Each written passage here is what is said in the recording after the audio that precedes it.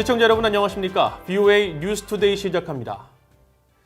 유엔 안보리 산하 대북제재위원회가 유엔 식량농업기구 FAO가 요청한 대북 기후변화 대응 사업을 위한 대북 제재 면제 요청을 승인하지 않았습니다. 유엔 녹색기후기금이 지원할 약 75만 달러 규모의 사업인데 이런 지원이 북한 주민이 아니라 북한 관료를 위한 것이라는 게 승인 거부의 주요 원인인 것으로 알려졌습니다. 첫 소식 지다겸 기자가 보도합니다. 유엔 식량농업기구 FAO는 대북제재위원회에 기후변화 대응 사업에 대한 제재 면제를 요청했는데 지난 22일 대북제재위원회가 이에 대한 제재 면제를 승인하지 않았다고 VOA에 밝혔습니다. 유엔 안보리 대북제재위원회가 유엔 녹색기후기금에 기후변화 대응 역량 강화 및 재고 사업에 관한 대북제재 면제를 허가하지 않은 것입니다. 제재 면제 승인이 거부된 이유는 밝히지 않았는데 이와 관련해 미국이 제재 면제 승인을 반대한 것으로 알려졌습니다. 22일 블룸버그 통신 보도에 따르면 미국은 이번 면제 승인 요청이 인도주의 사업 제재 면제 요건에 미달했다고 판단했으며 그 이유 중 하나로 훈련 제공을 지목했습니다. 미국은 유엔 안보리 회원국에 보낸 서한을 통해 이번 요청은 북한의 민간인을 위한 지원보다는 북한의 정부 부처와 학술기관, 연구기관에 대한 폭넓은 조직훈련과 기타 관료적 지원을 기술하고 있다고 밝혔다는 것입니다. 식량농업기구 FAO는 이번 요청에 포함된 능력 배양 사업은 기후변화 대응 관련 국가기관의 역량 강화와 이를 위한 훈련의 중요한 요소라고 설명했습니다. 또 유엔 안보리 결의를 완전히 준수하면서 모든 유엔 회원국의 요청에 최선을 다해 대응할 것이라면서 제재 면제 요청 거부 사례가 이번이 처음이 아니라고 밝혔습니다.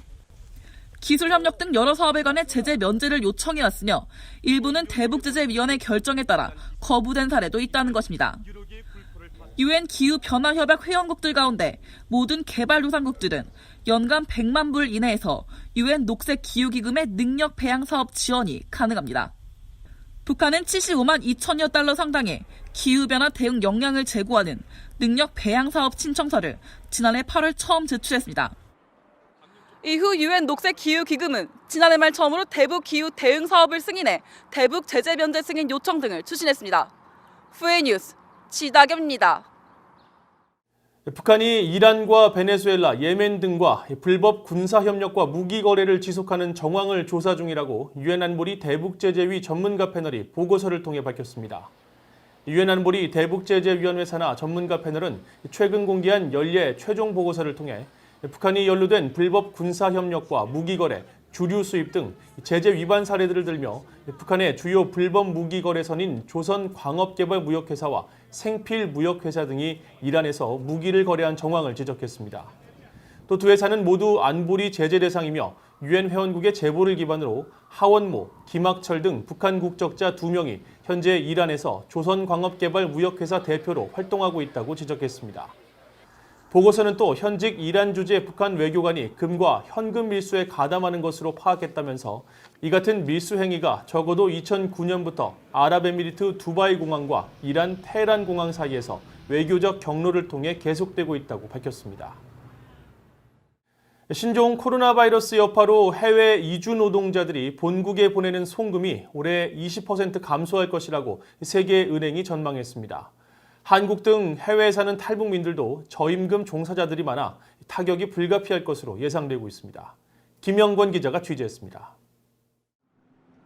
세계은행은 22일 발표한声明에서 신종 코로나 바이러스에 따른 경제 위기 여파로 해외 이주 노동자들이 본국에 보내는 송금액이 크게 줄어들 것이라고 전망했습니다. 이주 노동자들이 체류하는 국가들이 신종 코로나 바이러스로 경제적 타격을 받으면서 고용에 취약한 이주 노동자들이 일자리를 잃고 수입도 크게 감소하고 있다는 겁니다. 세계은행은 그러면서 이들의 지난해 송금액은 5,540억 달러였지만 올해는 4,450억 달러로 19.7% 대폭 감소할 것이라고 내다봤습니다. 해외 이주 노동자들이 본국에 보내는 송금 규모는 전 세계 모든 개발 원조액을 합한 것보다 3배 이상 많기 때문에 개발도상국 경제에 상당한 타격을 줄 것으로 예상됐습니다. And when they receive money, they use that for food, for housing, for clothing, for business investment, for sending children to school, for healthcare. When they migrate and send money home, it has huge poverty reduction impact. 유엔 산하 국제농업개발기금에 따르면 전 세계 2억 명 이상의 이주 노동자들은 각자의 가족 등 8억에서 9억 명에게 돈을 보내 세계 인구 10% 이상의 생계에 기여하고 있는 것으로 분석됩니다.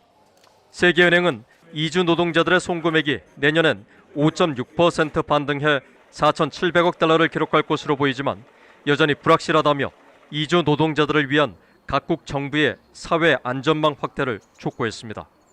이 같은 전망은 한국과 미국 등 해외에 사는 탈북민들의 대북 송금에도 영향을 미칠 것으로 보입니다.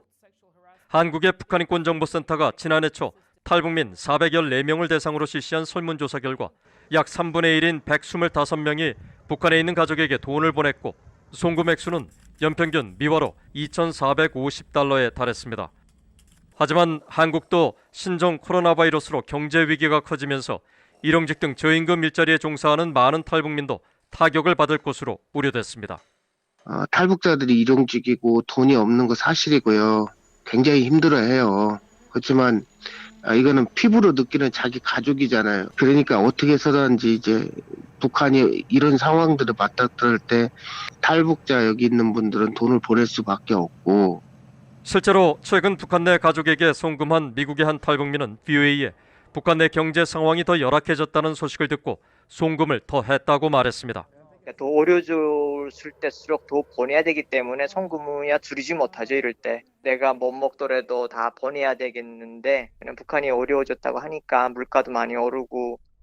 탈북민 지원 활동을 벌이고 있는 김 목사는 많은 탈북민이 자신의 생계가 열악한 상황에서도 북한의 가족에게 돈을 보내야 하기 때문에 경제적 부담은 더 커지고 있다고 말했습니다.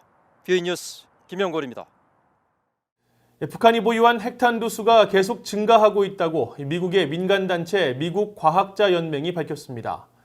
미국 과학자연맹은 최근 갱신한 전 세계 핵전력 보고서를 통해 현재 북한이 보유한 핵탄두 수를 총 35기로 추정하며 이같이 밝혔습니다.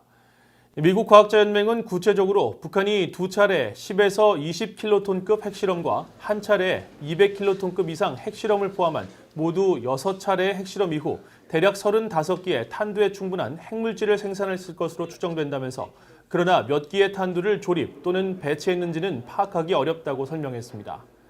미국 과학자연맹은 스웨덴 정부 산하 스톡홀름 국제평화연구소 시프리와 전 세계 핵전력 현황을 공유하는데 시프리는 지난해 6월 발표한 보고서를 통해 북한이 보유한 핵탄두 추정치가 최대 30기라고 밝힌 바 있습니다.